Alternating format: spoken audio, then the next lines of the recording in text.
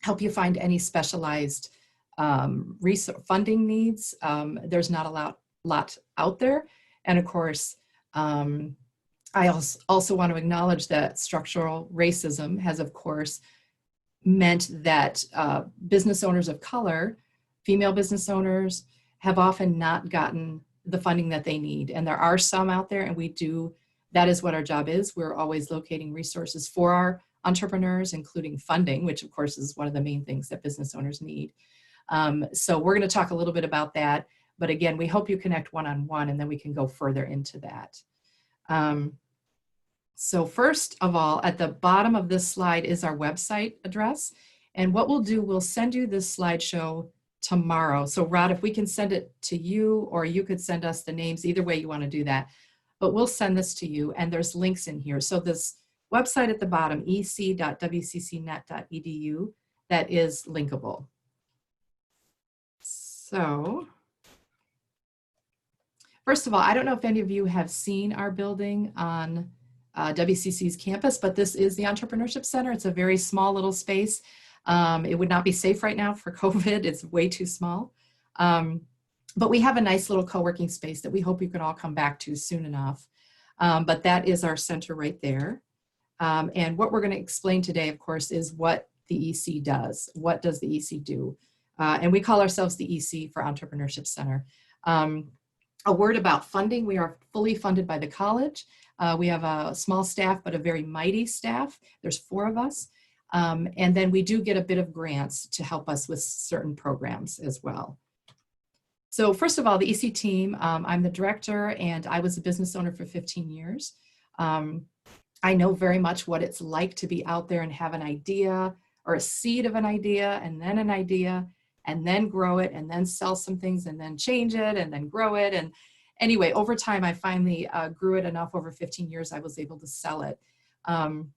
So I have a lot of experience with knowing what it's like to be out there sort of on your own, hustling, selling your own product or service, but not knowing about accounting or marketing or legal issues or any of those things, and not knowing where to turn when you need it. So we hope that we're a good front door for that. And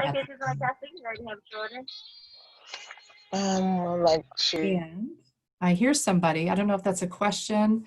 I don't know if you're going to be doing the chat, Rod, at all, or if we should just wait for questions.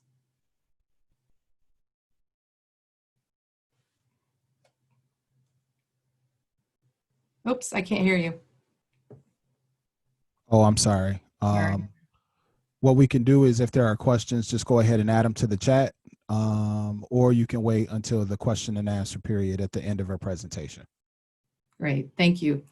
So Erin Ellie is our manager. She's not on tonight. And then Claire first, and then Tia, if you'd like to introduce yourselves. Hi, everyone. My name is Claire. I'm the coordinator at the EC, and I've been the coordinator for about 5 years. I have my master's in library and information science, and I've worked in library and educational settings, so I'm really passionate about helping clients with their research on formulating their ideas. And Tia is here with us too. I don't know if you'd like, oh, Tia, I think you're muted, sorry. Sure. Hello, everyone. I'm new to the team. I just started right at the beginning of the COVID crisis, so I'm blessed to be able to get in when I did. But I'm the assistant with the center. I have a background in business, in fashion, and customer service, and I'm also an aspiring entrepreneur myself. So I definitely have a personal love for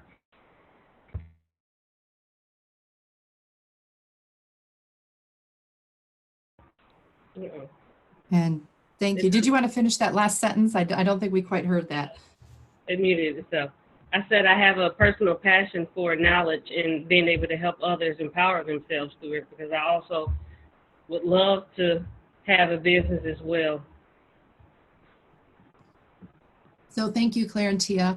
Claire has been with us for 5 years. I've been at the center 6 years. And as Tia said, she was there 2 days, and then we had to go work from home.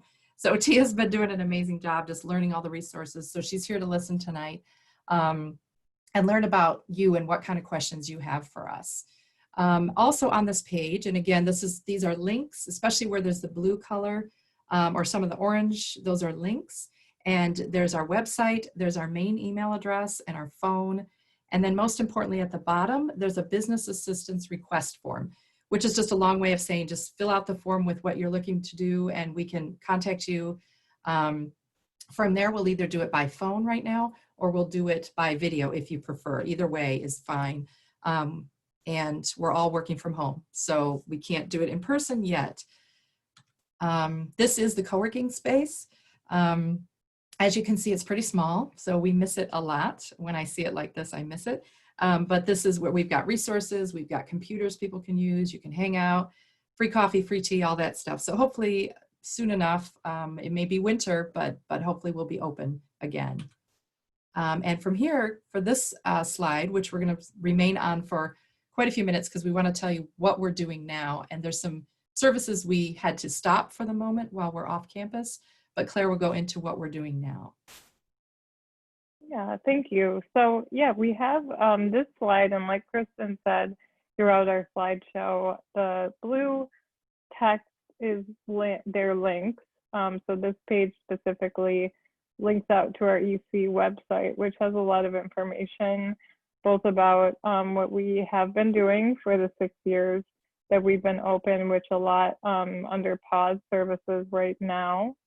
But we are still open for business remotely through WCC's closure and our closure. We're still offering a lot to the community through the ongoing services. And like Kristin mentioned, the first one listed under the ongoing services is the one-on-one assistance and consultations, which now are virtual.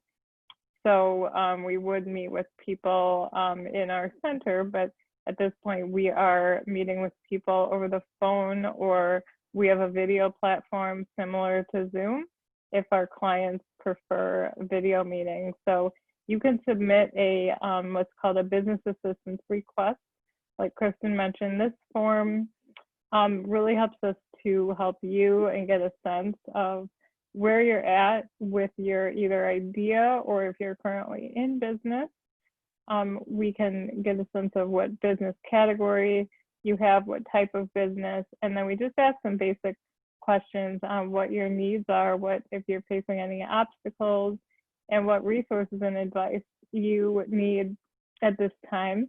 So we can have a very personalized individual conversation with you and give you targeted resources to what you need.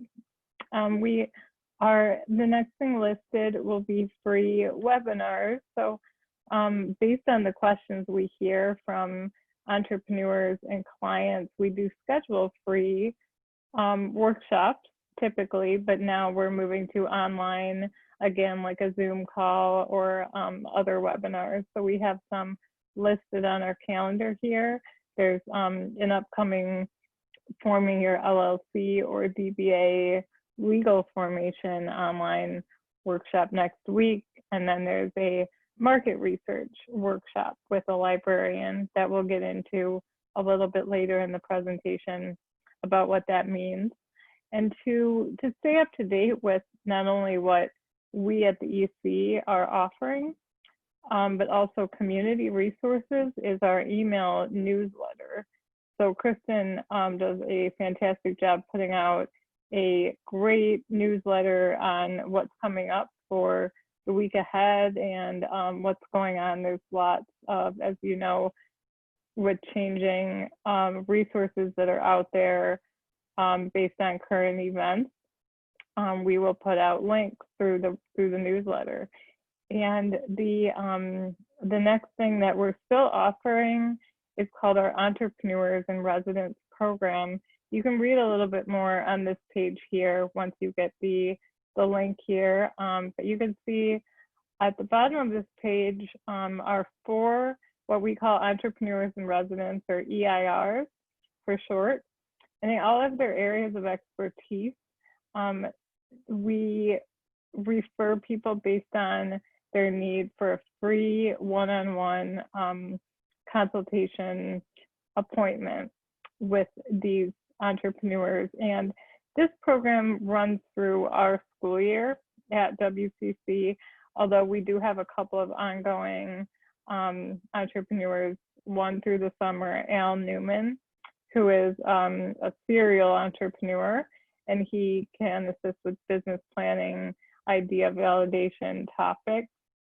You can reach out to us again if you are interested in speaking with Al. There's also Sandra Zanakis, who is an artist, jewelry designer, and a business coach for her fellow artists. So please reach out and we can set up entrepreneurs with these local entrepreneurs to meet one-on-one, again, over the phone, typically. And then into the fall, getting more into video chats, depending on the climate and WCC's status. The next thing, which we will talk about additionally in this presentation, is about working with our WCC business librarians, who are a great resource. You can talk with them whether or not you're a student. So they will help with doing a market research, and they have a request form to, at this point, get email help with your market research questions. And we'll talk a little bit more later in this presentation about what that means for your market research. The last point that is ongoing is that we always have an online, really robust kind of guide links to small business guides and resources. Starting your own business that is here. As you can see on the left side, there are links based on, categorized by different major topics that we get a lot of questions on from aspiring entrepreneurs and business owners. So these are links within this guide that you can click on, do some research. When you talk with us too, if you do a form with us to talk with us, we can talk to you more and dig into that too. And I think that's it. And again, you will get these links. You can click around yourself and kind of explore everything. Thank you, Claire. We'll go over this next section sort of quick, but again, there's lots of links and you'll get this. So this is a lot of just the topics that you would talk to us about, or we might introduce to you if you come in and you're really, really new with a business idea. And these are startup business basics. The whole point of the Entrepreneurship Center is to help people with free resources. So to lead you to everything that's free out there. It might be a workshop where we have a business attorney speak, and you get to meet a business attorney, you meet business consultants who will help you for free. You might meet accountants who will meet you for free for the first time. And then you decide if you want to pay for their services. So we're trying to lead you to workshops, people, organizations, everything out there that is already free for you, because there's a lot of resources for business owners, but it's putting all those pieces together. So that's what we try to do. And of course, just overall, business planning is something that's super important. We talk about one of the first things you want to think about is, what is your why? What that means is, why are you in business? Who are you as an entrepreneur? Why do you want to sell this product or service? What is it that brings you to this?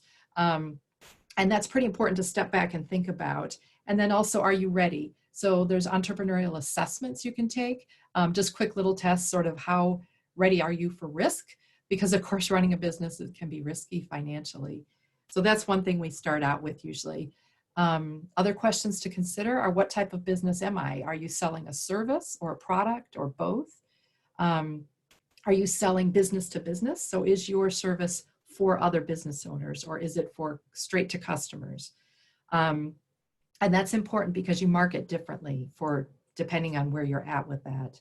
A lot of people come to us because they have mission-based businesses, meaning they want to do good for the community, and they may want to be more like a nonprofit or some sort of in between. like Cultivate in Ypsilanti, Cultivate Coffee House and Brewery. It's sort of an example of that. They have a nonprofit side and a for-profit side. So all of these blue links do link out to other articles to help explain that. Excuse me. And then you have legal formation. So what type of business will you legally structure yourself as? The legal formation in blue there at the top, that links to an article about how do I choose which structure I want to be. And then there's a whole list here. And again, we won't link out to these, but they're here for you. The last four are sort of more nonprofit mission based. Some of them get very specific, like Certified B Corporation is more of a social enterprise. But again, we're just want to introduce these topics if you're not in business yet, and we can talk about this more one-on-one. Another question is business plan. Some people believe you write a business plan right up front and write out your whole plan. For the type of business owners that come into the center, which tend to be what we call micro enterprise owners, that means they may have a lawn care service, they may be a hairstylist, they may be a photographer, a small business owner, usually working only with themselves. Sometimes they may have staff, but usually they're just independent. They may work from home and design websites for people. Those kind of micro enterprise business owners often don't need to write a business plan right away. A business plan is what you need to go to a bank for a traditional bank loan. But there are other more creative business tools you can use or business planning tools. We do have a lot of links where you can see the basic setup for an actual business plan, and we can help you find that if that's what you need, if you're actually approaching a bank or an investor. But there's also these canvases. Very hard to see, it's very small printing, but this is a way we can talk through thinking about what your value proposition is, which really just means what are you offering, what's distinct and different about your company. Even if you sell water bottles, what is different about your water bottles? So what is it that's special about your company and your product? And we go through this with people in the center, and there's some links for that. And then the mission model is just the same sort of a tool, but that's more for businesses who want to think about a social mission. They want to be more of a nonprofit. So that's another form you can use.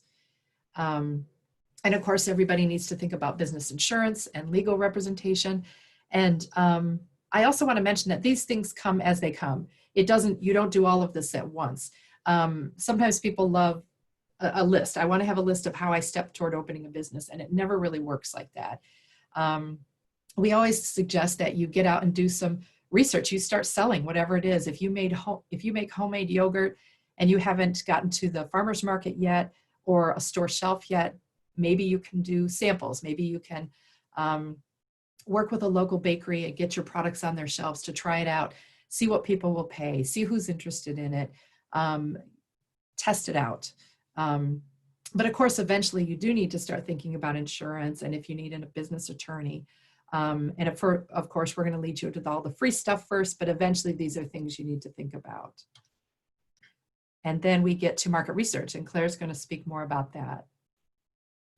Yeah, so that's a great point about testing products sometimes, which plays into the overall research that goes into the business plan that you'll consider.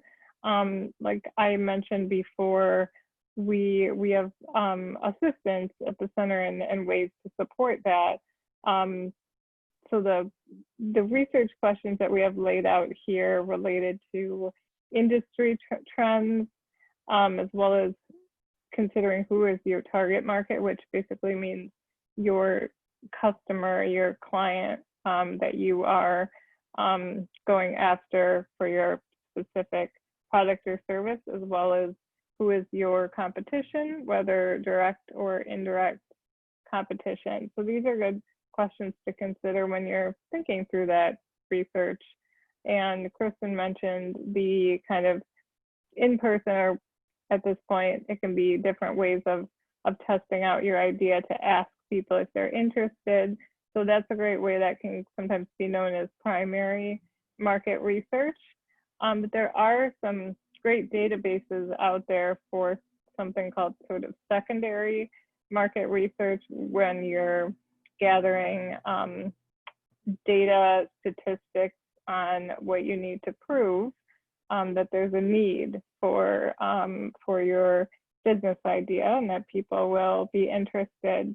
So again, our market research librarians at WCC are available. They have a form that you can fill out for that assistance, and they can take you through some really great, robust databases with statistics on things like demographic data for where you're looking to sell. If you're thinking about different business locations, that's just one example, as well as industry information. And to get really deep into it, if you're more interested in this, there is a free webinar on June 17th on market research and what tools are available at the WCC library and for the community too. So the librarian will go over that in a 1.5 hour webinar over Zoom. So we would love for you to join us for that as well. And this slide does link out again to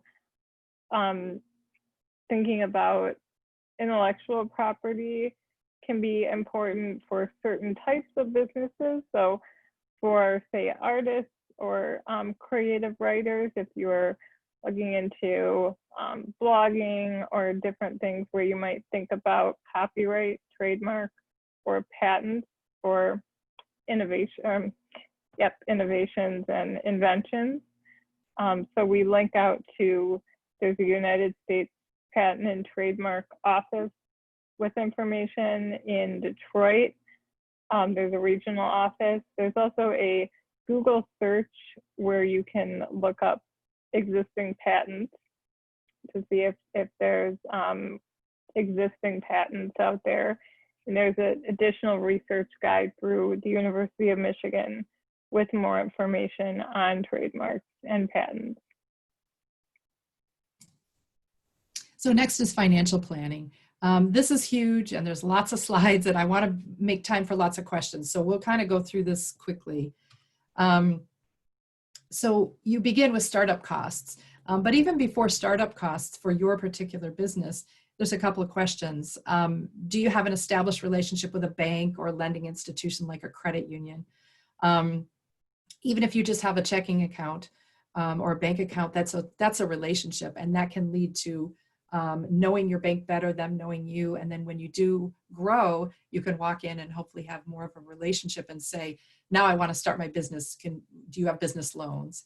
What does your own credit history look like? That's important because that allows you to start off with maybe self-funding, which a lot of micro enterprise owners do. That's what I did in my business. It was just credit cards. It's risky. You need to be careful, but that's how you can often start out. And you need to have a clean credit history or be working toward cleaning it to enable you to kind of get bigger and bigger loans or bigger credit amounts on credit cards if that's how you're going to go. And again, that's risky, so you need to be careful with that. EIN numbers, employee identification number, that's like a social security number for your business. What do you want to outsource? Like, as in, if you cannot handle the financial side of it, I know I couldn't in my own business, all the accounting, and that was complicated. And initially you really have to do it yourself if you're a very small one person operation, but eventually maybe you hire somebody, excuse me, on the side. So what do you want to do? What can you afford for someone else to pay someone else to do? Or social media, maybe someone could spend 5 hours a week just doing your social media if you're starting to market like that. And then SCORE is an organization that does free mentoring as well for business owners.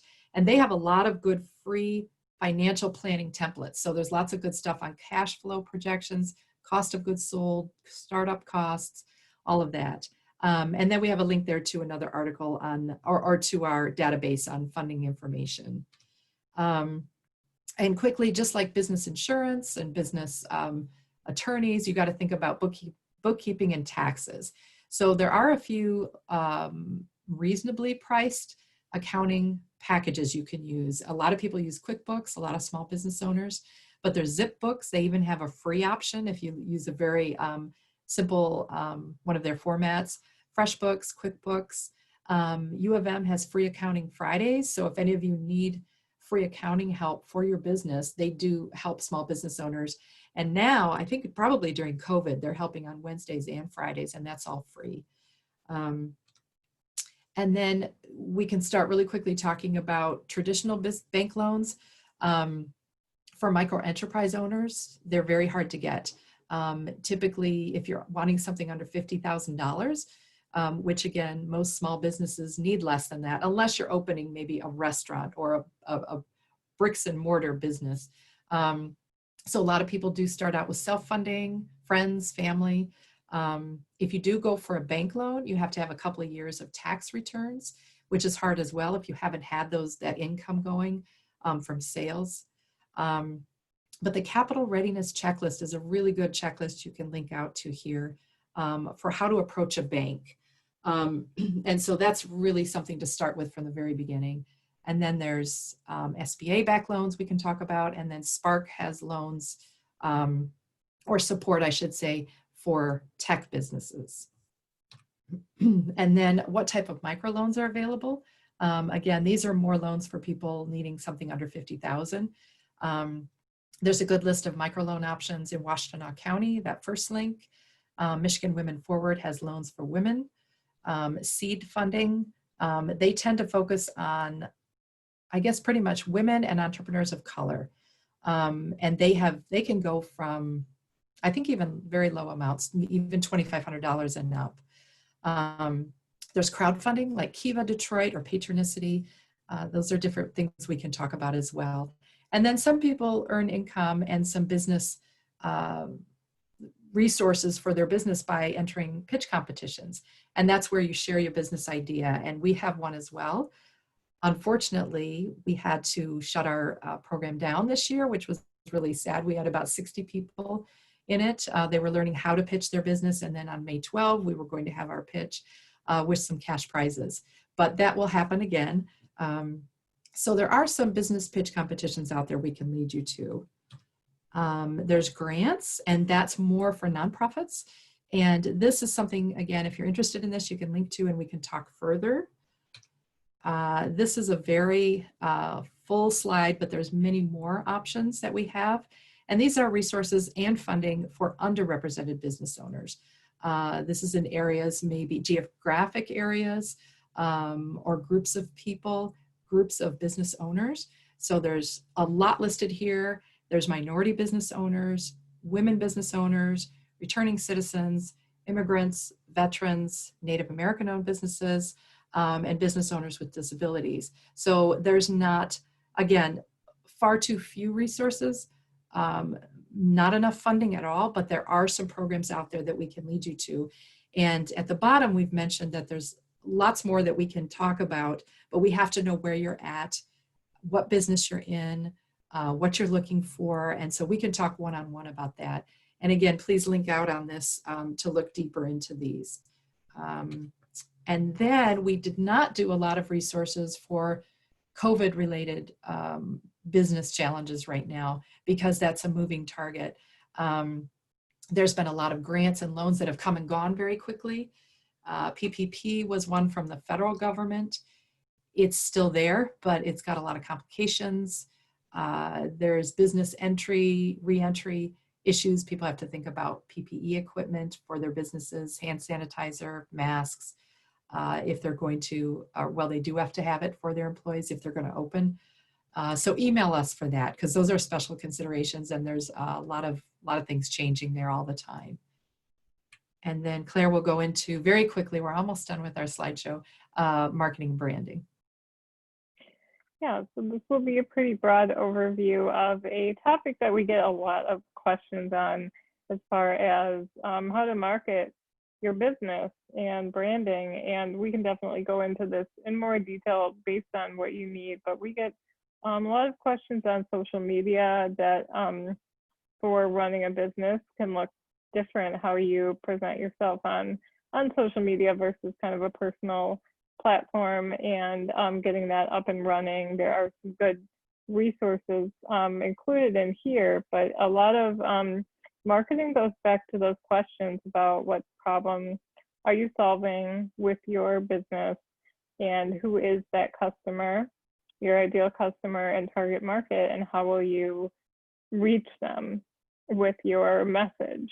And so those are just really important questions to brainstorm, think over, and along with marketing, the branding aspect that's listed here includes things like your logo and the message that you're putting out, making sure that's consistent across the various ways people will find you these days. We're hearing from entrepreneurs from pivoting to maybe in-person things to online. So thinking about websites and social media, like I said, these links go to good definitions of branding and marketing. The overall marketing strategy is something we can dig more into as well based on your needs. And the last link here is Marketing 101 online webinar. So there are lots of good external resources and sort of educational webinars that are out there through various business support organizations related to marketing and lots of other things. So this is touching or like kind of scratching the surface on marketing, but I think we'll get into any questions that you have. We would love to hear from you and kind of see where you're at if you have any questions.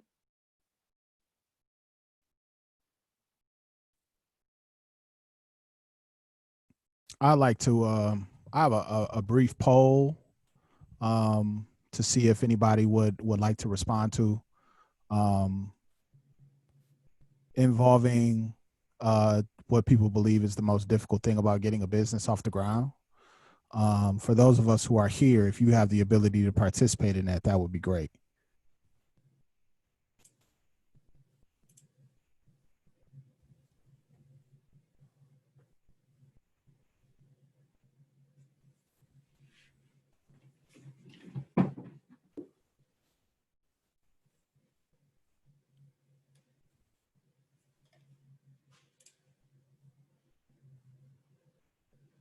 Okay, thank you very much.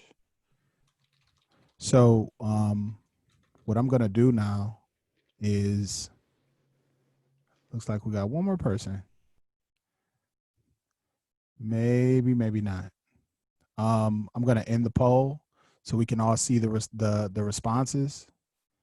And as you can see, it's kind of spread out a little bit, but overall it looks like marketing. For those of us who may already be engaging in business, what kind of strategies, because you talked about how many of us are at a stage where we're already selling or working with the public in our small businesses, what are some things that you find are a pattern at this level that people can improve on in order to really electrify what they're doing?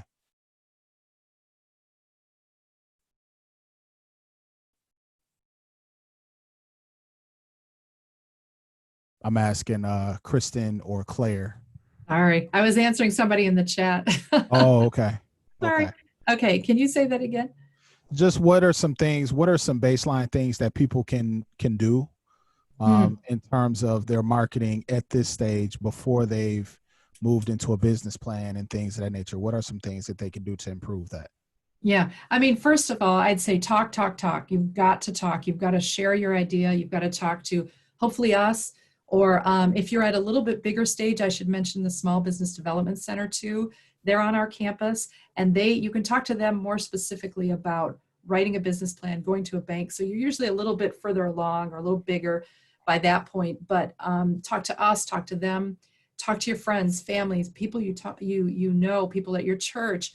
because you're going to get feedback. You're going to get feedback on if it's a good idea, if it's viable, how much people would pay for that, whatever it is, a service or a product.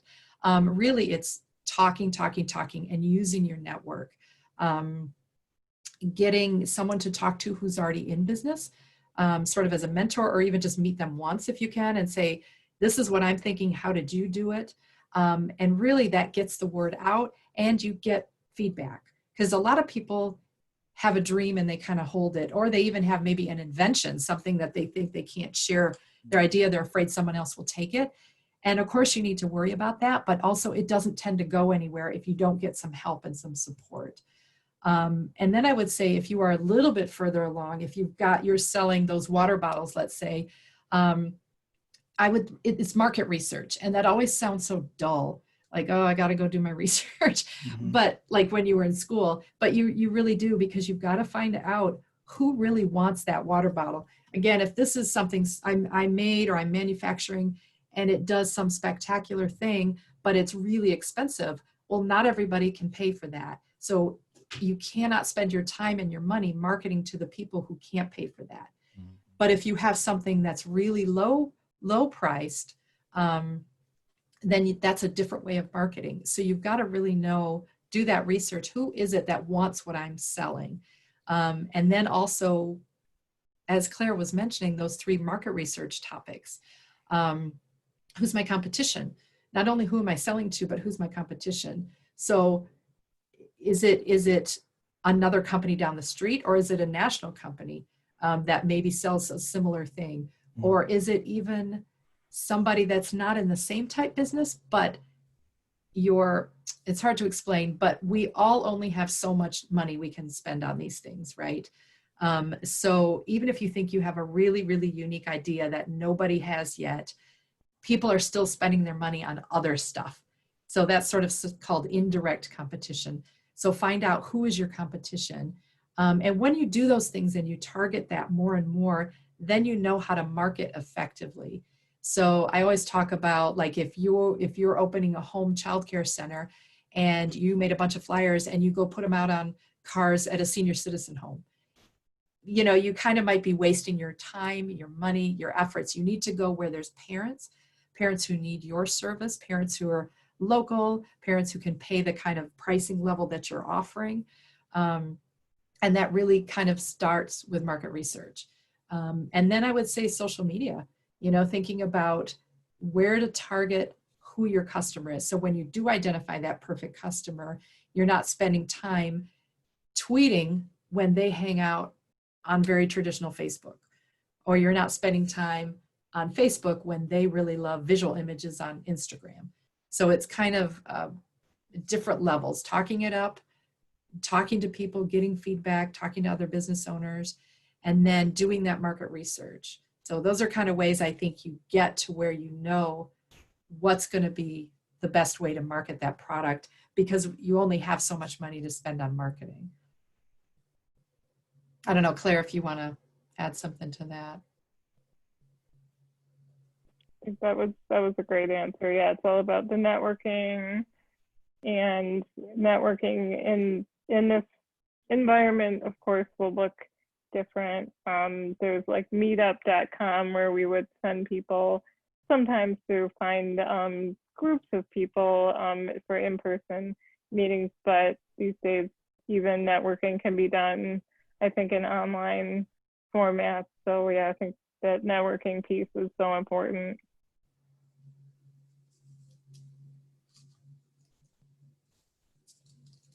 Does that answer your question?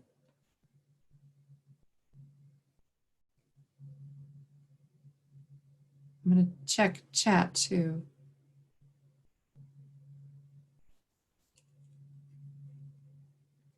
And someone has said they did submit a form, and we're going to check on that. Claire, I'll talk to you about that tomorrow. Excellent. Yeah, it looks like, I think Rod might have had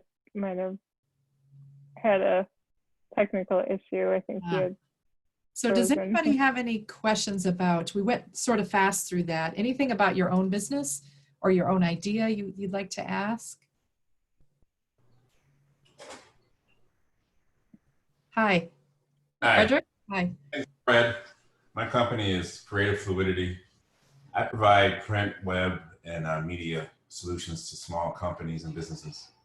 So now I've been sole proprietor, working for myself for about 10 years now. I'm looking to grow my business and take on an employee possibly. Do you guys help with those type of things, connecting me with potential employees or interns that I can use in some projects?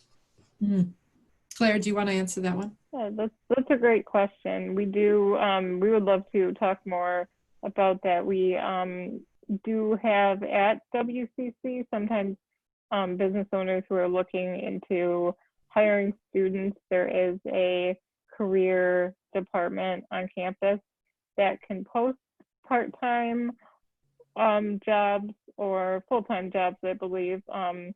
So we can talk more about the writing that up for your description of your work, what you would need. There's also some people choose, depending on what you're looking for, there are sites that you might know about out there, things like Upwork, and finding kind of freelance types of employees that would be more of a broad, not local employee. But yeah, we can definitely talk about different ways to post your position if you're looking for employees. And would you be able to pay them? Is this sort of an internship, or is it like an actual employee, or more like a contractor? No, I like to get paid, so I expect to pay people. So it would be more of a contractual. Okay. As I get contracts with, I do work in Washington. I do a lot of work here in the craft beer industry. I have a couple of real estate agents I do work, and then I have some small places like Fraser's Pub, Society Indoor Cycling that I do project work with. So a lot of times, if I'm doing something a little bit bigger, I would need to bring on another camera operator or another person to work sound or something like that. Okay, I'm going to put my address into the chat here, and our entrepreneurship address, which goes to all of us. So we all see that, and we don't usually drop any emails. So you could contact us specifically, Frederick. But yeah, we have some ways. There's also some really good, if you're looking right in Washtenaw County, there's also some really good ways, like Amy Sell Talent, and there's a summer internship program if you're looking for a younger person. If you're looking for a more skilled person, you know, that's different. But we can talk about different ways you could get that message out for sure. And then also, you know, you may be aware of this, but the difference, that fine line between an independent contractor and an employee, because you have to really, really watch that. So you're making sure that they're working properly and not actually an employee, you know, that they're an independent contractor, because then it's obviously all the taxes and everything, it's very different. Thank you. Hi, Rod, are you back? I am. I don't know what happened. My wife and I are sitting up here and all of a sudden the window closed. So I'm still here. I'm just on my phone until I can figure out what's going on. Anybody else, any of your own ideas you want to share, or not yet? I know a lot of people don't want to do that in public, which is fine. But anybody have any ideas or want to share where you're at and what you're looking for, or even kind of what Rod was getting to? What's hard? What's your obstacle? Ask her about wholesale. Like what are other Here. Hi. Hi. Hi. I have a question about wholesale. So if you're making a product, a micro business or whatever the term you use, so it's just you, and then someone approaches you about wholesale because they really like your product, but it's just you. So I don't necessarily have a question about it, but kind of what are some pitfalls with that, or what are some things that we should look out for with something like that? Good question. In fact, in my business, that's what I did. I did a lot of home decor items, and I would sell them and ship them around the country wholesale.